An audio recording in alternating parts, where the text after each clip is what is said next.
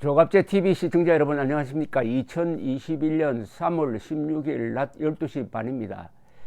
대한민국에 사는 사람들이 보는 대한민국 사정과 국제적 기준으로 보는 대한민국 사정은 많이 다릅니다. 우리는 지금 아주 스트레스가 쌓이고 있습니다. 문재인 정권이 벌이고 있는 이른바 이 적폐청산이라는 게 거대한 정신적 스트레스로 국민들에게 다가가고 있으므로 서로 짜증을 내고 격한 말을 하고 어떻게 보면은 말로 하는 내전 상태가 벌어지고 있습니다. 그런데도 이 국제적 통계로서 한국의 위상은 최근에 그렇게 떨어지지 않았습니다. 오히려 코로나 사태를 겪으면서 코로나 사태로 이 미국 등 선진국들이 죽을 수니까 상대적으로 한국의 이 국제 랭킹이 지금 올라가고 있습니다. 그 랭킹 중에서 아주 감격적인 통계 하나를 제가 지금부터 소개를 해 드리겠습니다. 첫째, 민주주의 지수 통계입니다.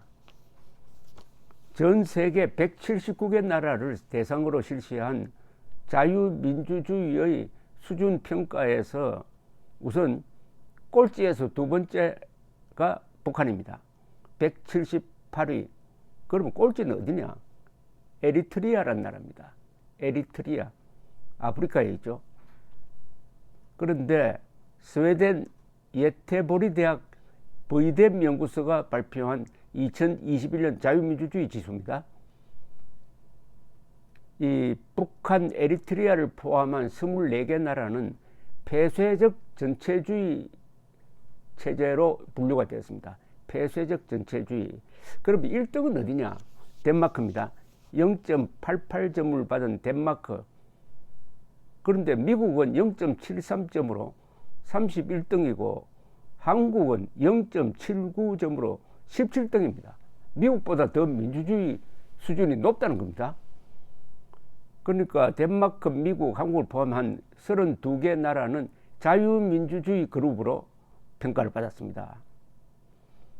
이 지수는 어떤 식으로 내느냐 하면은 선거, 자유, 평등, 참여, 그리고 수기민주주의 수준을 측정한다고 되어 있습니다. 수기민주주의는 아마 민주주의를 어떻게 하면은 이 적법 절차를 거쳐서 공론화를 통해서 이루느냐 하는 것을 의미하는 듯합니다. 수기민주주의.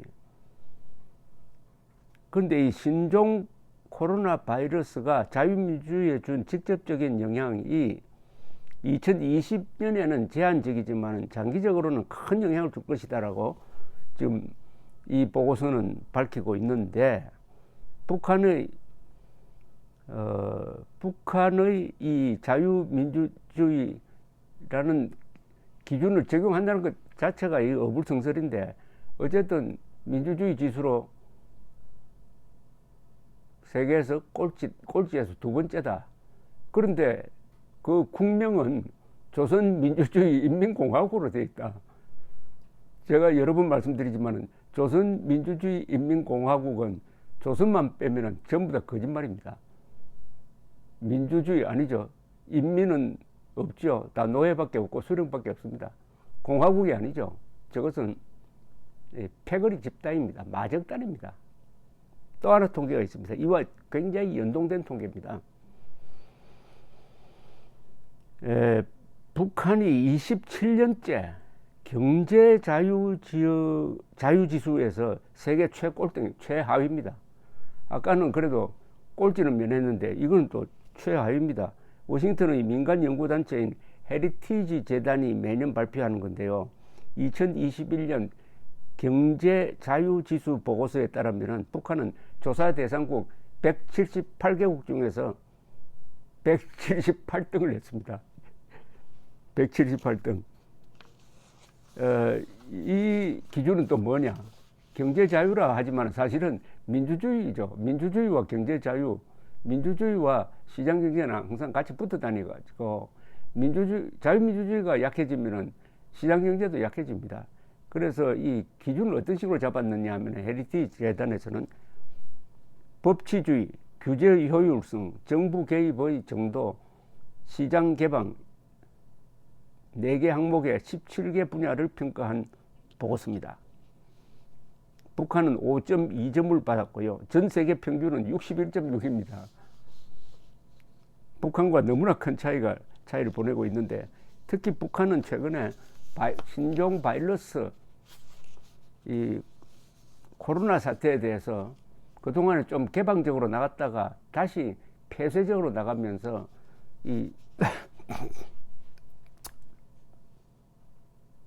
시장 자유의 시장 개방의 어떤 그 시합마저 잘려버린 게 아닌가 하는 생각이 듭니다. 가장 높은 경제 자유도가 세계에서 가장 높은 나라는 싱가포르입니다.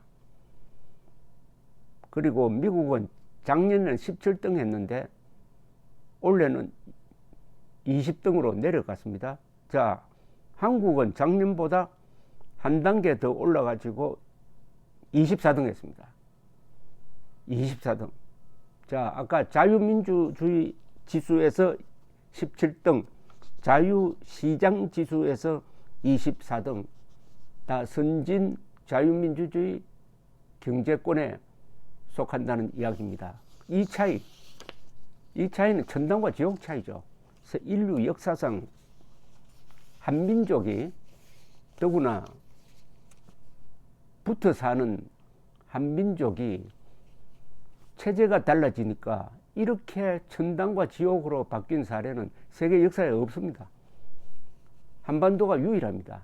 격차가 뭐 2대1 격차가 아니고 몇십 대 1 격차로 이렇게 벌어진 나라는 북한과 한국밖에 없다 이겁니다. 이 모순을 참 해결한다는 게 얼마나 어려운지, 또 이런 격차가 난 게 참 신기합니다. 신기해. 그 신기한 것의 정답을 내라면 단순하지 않습니까? 북한은 김일성이가 세웠고 대한민국은 이승만이 세웠다. 이승만이 자유민주주의의 깃발을 남한에 꽂았다. 북한은 사회주의, 전체주의, 더 나아가서 3대 세습 정권을 세웠다. 여기서 갈라져 버린 거죠. 같은 민족이고 같은 말을 하고 다 열심히 성실한 사람이었는데 이렇게 달라져서 그야말로 북한은 헬조선이 되어버리고 대한민국은 북한에 비하면은 천국 다음 한국을 만들었다. 이 어찌 감동하지 않을 수가 없습니까?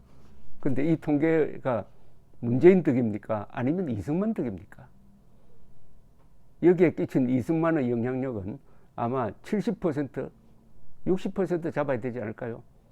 문재인은 마이너스 역할을 했지 않겠습니까?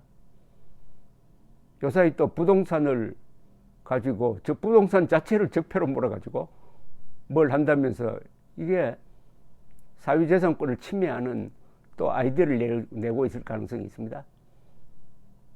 그러나 워낙 이승만이 설계하고 박정희가 발전시킨 자유민주주의 시장경제의 구조가 워낙 강하고 이게 위기를 맞으면은 본격적인 그 저력을 발휘하고 있습니다. 지금 문재인 정권이 천년만년 갈 것 같더니 드디어 요사이 자충수를 부리다가 코로나로 몰리고 있습니다. 다가오는 4월 7일 부산시장, 서울시장 선거는 다시 대한민국의 민주주의가 힘을 쓰는 그런 감동적인 장면을 연출할 것이라고 생각을 합니다. 그러면은 이승만의 어떤 예언이 오늘의 대한민국을 만들었냐 하면 바로 1948년 8월 15일 이승만의 건국연설입니다. 건국연설을 요약해가지고 제가 소개를 해드리겠습니다. 1948년 8월 15일입니다. 그때 대한민국에서는 민주주의를 아는 사람은 있었지만 민주주의를 해본 사람은 아무도 없었습니다. 그러니까 자동차 구조는 알지만은 자동차 운전을 해본 사람이 한 사람도 없었습니다. 드디어 자동차 운전을 1948년 8월 15일부터 하기 시작했습니다. 요양이 지금까지 사고는 나고 했지만은 자유민주주의 노선에서 이탈하지 않았습니다. 도로에서 벗어나가지고 충돌사고 일으키지 않았습니다. 저 타이거 우즈가 운전하다가 도로를 벗어나서 큰 사고를 일으켜서 지금 큰 수술을 받은 것 같은 그런 일이 한국에서는 일어나지 않았습니다. 왜 그랬느냐? 이건 참 행운이기도 하고 우리의 정치 지도자가 나름대로 최선을 다했다는 이야기고, 더구나 미국이 우리를 잘 보살펴 주었다는 이런 이야기고, 그 다음에 일본과의 우호관계가 하나의 도움이 되었다는 이런 이야기 아니겠습니까? 우리 실력대로가 아니죠.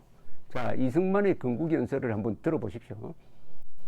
민주주의를 전적으로 믿어야 될 것입니다. 민주제도가 어렵기도 하고 또한 더러는 더디기도 한 것이지만은 어려운 것이 종말에는 악을 이기는 이치를 우리는 믿어야 할 것입니다. 요거 말은 뭐냐?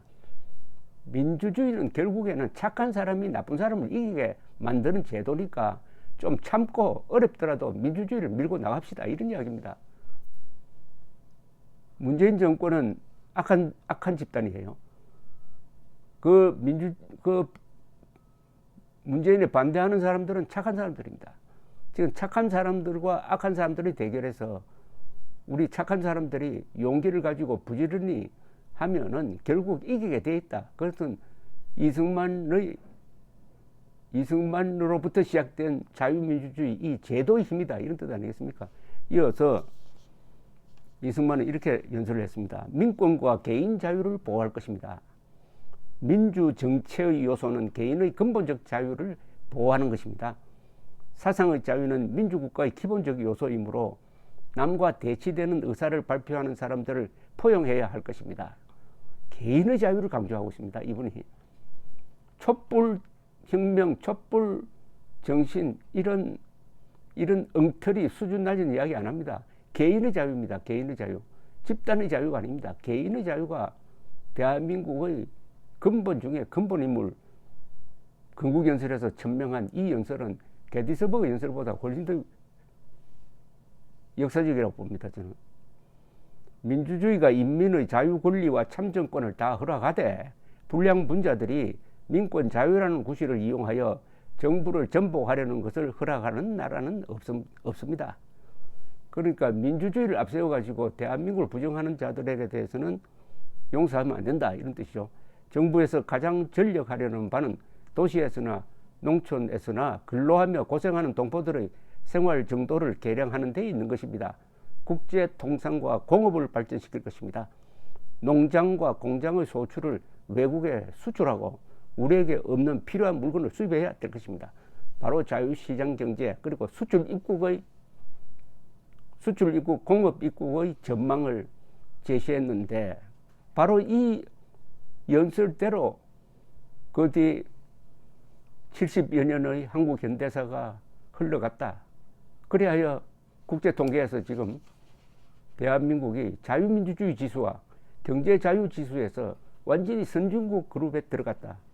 이 어찌 감동할 일이 아니겠습니까? 그 이승만을 문재인 집단이 얼마나 괴롭히고 지우려 합니까? 그러나 대한민국이 이승만 박정희의 살아있는 기념관입니다. 감사합니다.